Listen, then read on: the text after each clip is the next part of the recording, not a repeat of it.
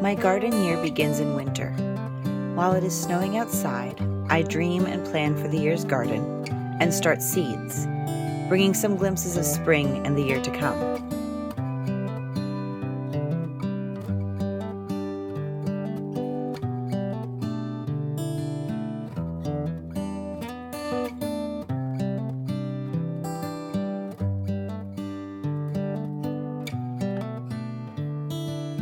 In March, as the snow melted and mud season began, I pruned some of our fruit trees and we looked for signs of spring.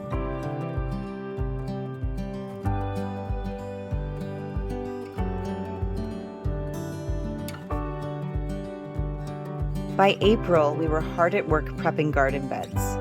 One of the most exciting days for me is when our mulch arrives from a local nursery. My baby snapdragons that I started in late February were transplanted on April 11th, about 4 weeks before our average last frost. At the end of April, I planted some peas, and we started to see some hyacinth and daffodil blooms.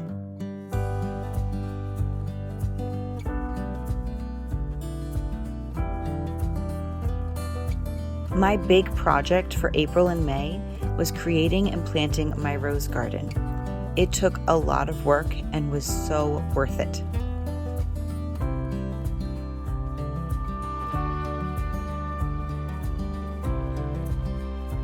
Our pear tree bloomed in early May, along with an abundance of daffodils and the beginnings of the flower bulbs that I planted in a raised bed.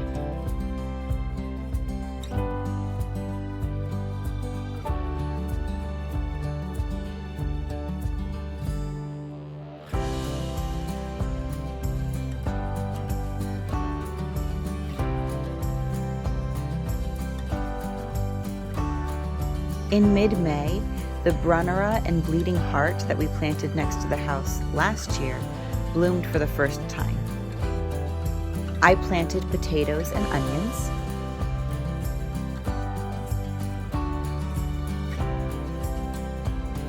The peas started coming up, and violets, alliums, and lilacs all blossomed, along with our apples and quince trees.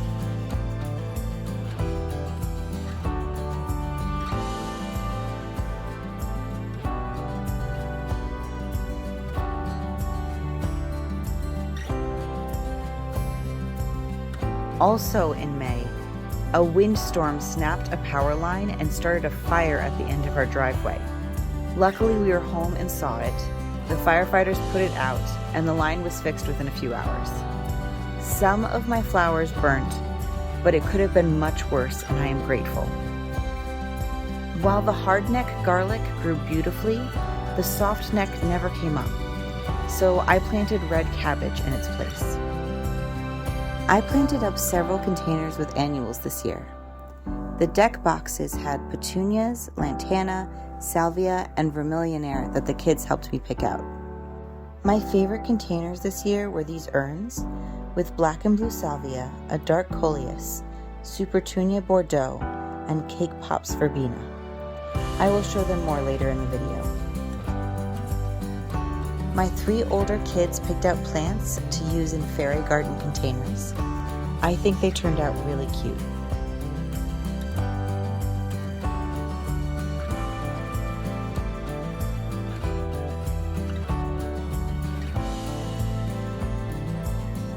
My cherry trees did blossom this year, but the blossoms died and fell off, and the trees never fully leafed out. So I will investigate this more next spring, and I may replace them.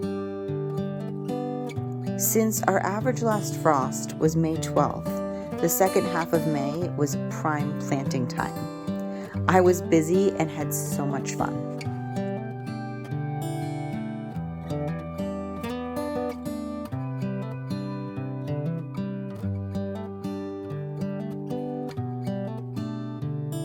June is always beautiful here, and this year it began with blooming anemones, peonies, elderflower, and some small overachieving zinnia.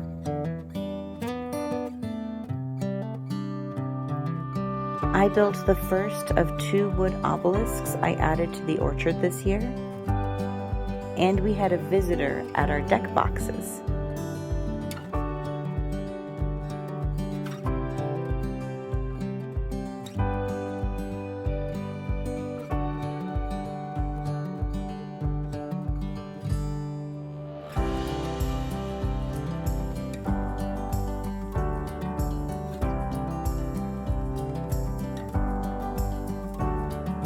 In mid-June, the first snapdragons bloomed with more anemones and ranunculus,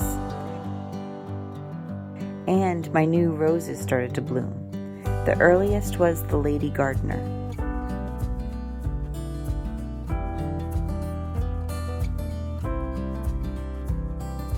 We had some rain and lots of sun. I was able to harvest cut flowers, herbs, and garlic scapes.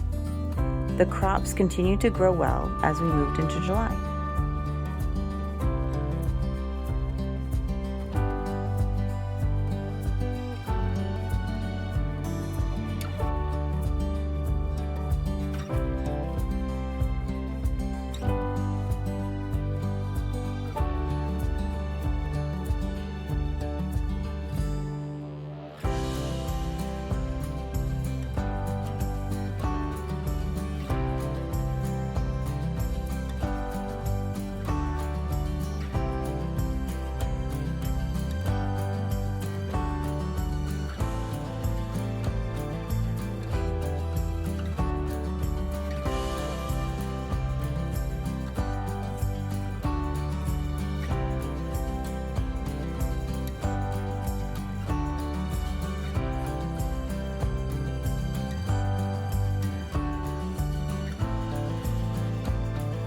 In mid-July, I started the huge task of expanding and transforming the garden beds in front of our house and along our front walkway.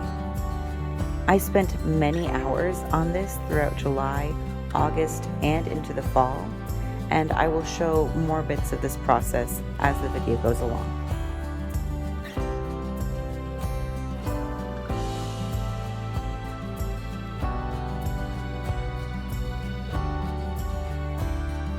My little push mower broke, so this is when the weeds in the potager paths started getting out of control. But the plants in the garden beds were fine. We got lots of cucumbers this year, which I made into bread and butter pickles. I built the second obelisk and planted a few different varieties of echinacea in the orchard. Aren't they pretty? The pollinators love the Verbena boreensis I planted in the rose circle, and honestly, so do I. This was the first time I saw a hawk moth.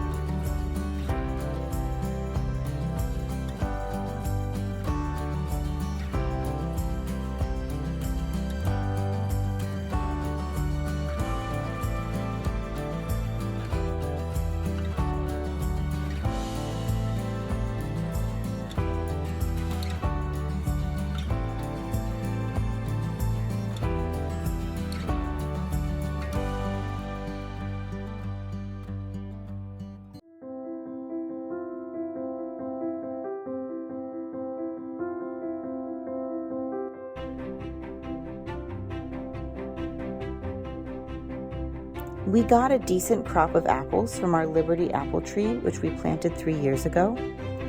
And there were a couple of peaches on the contender peach tree that we planted at the same time.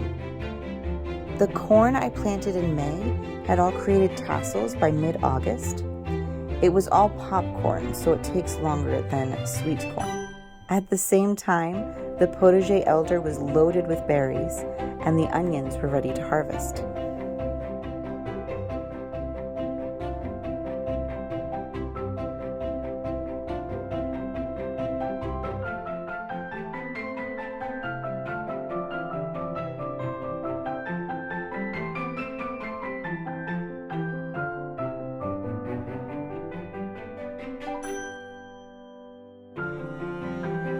Our pears were ready in late August. I didn't thin them, again, but we got a huge yield this year.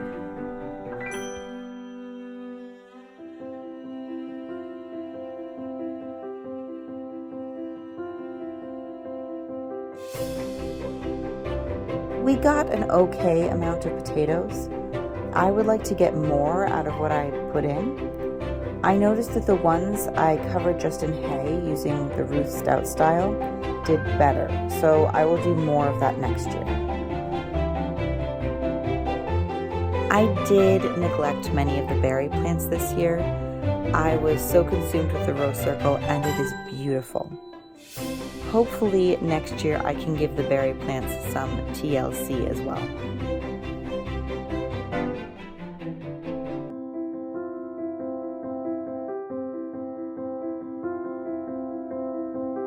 The begonias in my front porch planters grew huge, but it's not really what I was going for, so in September I switched the plants out for a fall look. I left the hanging baskets alone since I loved this plant combination this year. By mid-September, it had started to feel like fall, though we still had some weeks until a frost.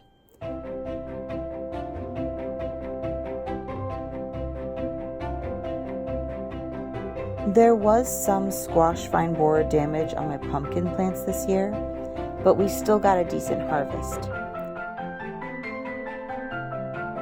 I was also able to harvest quite a few herbs and flowers for drying and preserving.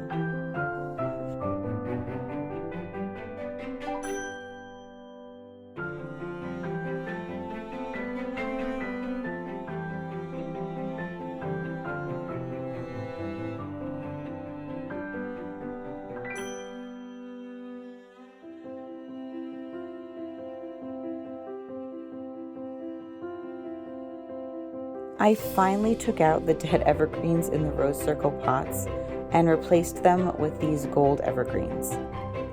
I'm really pleased that the rose circle continues to look good into fall.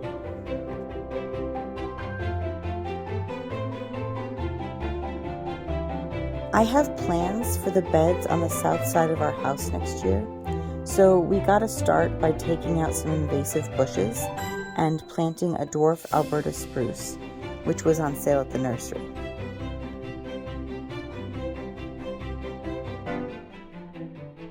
We harvested the corn in early October, and it was my most successful corn year yet.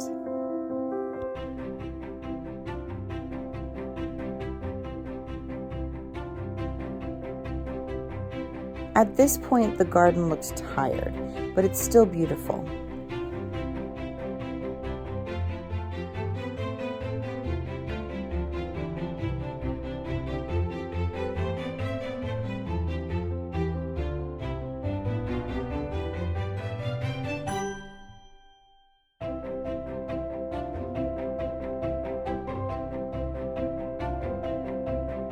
Our first light frost did come in mid-October, but many of the flowers survived, and I was even able to pick a snapdragon bouquet in November. I did clean up the raised beds and some of the tomatoes and squash plants, but still didn't get to as much as I would have liked. In early November, before the snow arrived, I planted about 1,000 spring blooming bulbs. I filled part of a raised bed for cutting again, put some in the orchard, and most of them I planted at the end of our driveway.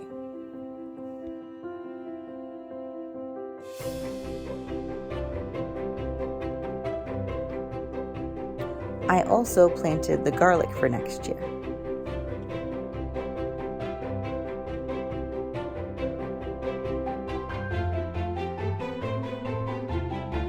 And now the snow is back, and I am back to planning and dreaming of next year's garden.